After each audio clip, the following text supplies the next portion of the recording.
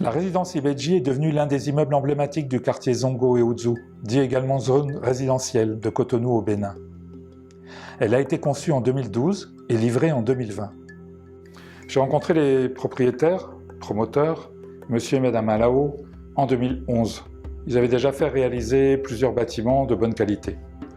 Pour celui-ci, ils voulaient mettre en avant et concilier une architecture moderne et une identité africaine, mais également valoriser des savoir-faire locaux.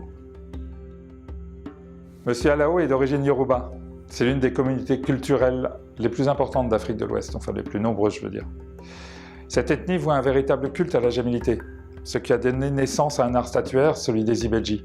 Dibi naître et Eji à deux. Dans l'art des Ibeji, c'est dans la mise en tension du vide entre les deux figurines, ici les volumes bâtis, que réside le symbole de l'unité indissociable des jumeaux. Le projet en est devenu une allégorie. Les masques vaudous des Angbeto nous ont également inspirés. À l'image de ces masques qui transforment les proportions humaines en une forme abstraite, 3 parures en cannes de bambou viennent unifier et habiller le bâtiment. Les cannes et bambous sont également emblématiques de certains habitats séculaires de Ouida, à l'ouest du Bénin. Quelques mots sur le projet maintenant. Le terrain, en forme de rectangle élancé, est tronqué au sud par une oblique tracée par la rue. Cette façade sud fait face au littoral situé à 2 blocs et d'où soufflent les vents dominants de secteur sud-sud-ouest qui balayent Cotonou. Nous avons installé 4 voiles béton dans l'axe longitudinal pour former 2 volumes décalés suivant la limite sud du terrain. Ces 2 volumes abritent les logements et sont innervés par un vide central qui les réunit. Ces 3 corridors font face au vent dominant. Nous avons également tendu entre ces lames des ombrières opérant un processus naturel de convection. Le volume central, ouvert en façade sud et en toiture, est naturellement désenfumé et constamment rafraîchi par la brise. Cette régularité des volumes génère une grande simplicité structurelle qui favorise l'économie générale du projet.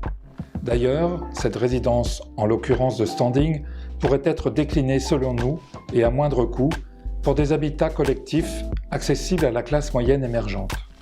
Chaque niveau dessert 2 logements, de 3 et 4 pièces. Ils sont traversants, de triple exposition et sont dotés d'espaces extérieurs généreux. Un penthouse est installé au 5e étage. Au rez-de-chaussée, une salle de fitness commune est reliée à la piscine par un solarium. Un volume technique d'un niveau protège ces espaces extérieurs des nuisances urbaines et les sécurise. Il est habillé de pierres de l'Atacora qui ont été taillées sur place. Depuis la rue, le cheminement s'élève en pente douce vers le hall, générant une différence de niveau de 80 cm. Les crues étant parfois importantes à Cotonou. Le projet prévoit des dispositifs techniques passifs en toiture, chauffe-eau solaire, installation photovoltaïque par exemple. Enfin, le bâtiment a été isolé. Cela a réduit sensiblement les consommations d'énergie. La résidence Ibeji a été entièrement réalisée grâce à des artisans et des entreprises locales. Le suivi journalier du chantier a été assuré par notre partenaire architecte Lawal El Chitou, assisté par l'ingénieur Noël Fabéoroun et un maître d'œuvre d'exécution, Obed Lumnan. C'était notre premier chantier en Afrique. Il a fallu bousculer nos habitudes, qu'il s'agisse d'assurer la sécurité des personnes ou de pallier au manque de qualité de certains matériaux ou outils. En 2015, devant certains choix de mise en œuvre, la plupart des fabricants européens n'exportaient pas certaines de leurs solutions techniques, de cloisons sèches par exemple. Nous avons insisté pour nous faire livrer et les équipes ont été formées sur place. Faute d'acier de qualité traité anti-corrosion à un niveau suffisant localement, les structures métalliques, supports des mouchoirs à biais, ont été fabriquées au Portugal. Mais de contraintes fortes naissent souvent de belles surprises.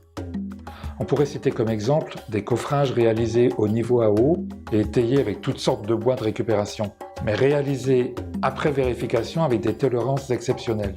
Et les exemples représentatifs de l'inventivité et du savoir-faire de nombreux compagnons sont pléthores. On m'a un jour interrogé sur l'opportunité de l'ouverture d'une école d'architecture au Bénin. J'ai mis plutôt un intérêt pour une école de la construction au sens large. Des écoles d'architecture existant déjà dans les pays limitrophes tels que le Togo, par exemple. L'architecture est tributaire de la qualité des compagnons. Pourquoi ne pas rêver de l'appui d'industriels européens, de grands groupes de construction, d'associations telles que celle des Compagnons du Devoir, pour former de très bons maçons, plombiers, charpentiers sur place. Nous pourrions alors voir émerger au Bénin en une dizaine d'années peut-être un tissu d'entreprises qualifiées et susceptibles de faire de la formation interne.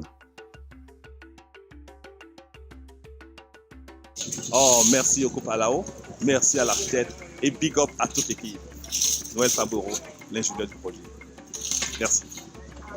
Je m'appelle Kouala Ahmed, je suis technicien supérieur en génie civil et chef de chantier sur le projet de résidence Ibiki. Nous remercions effectivement le maître d'ouvrage, un groupe dynamique, monsieur et madame Alao. Je m'appelle Eliodor Koudjina, je suis électricien. Aujourd'hui, je suis entrepreneur. C'est ça l'amitié. Croyez-vous, c'est l'amitié.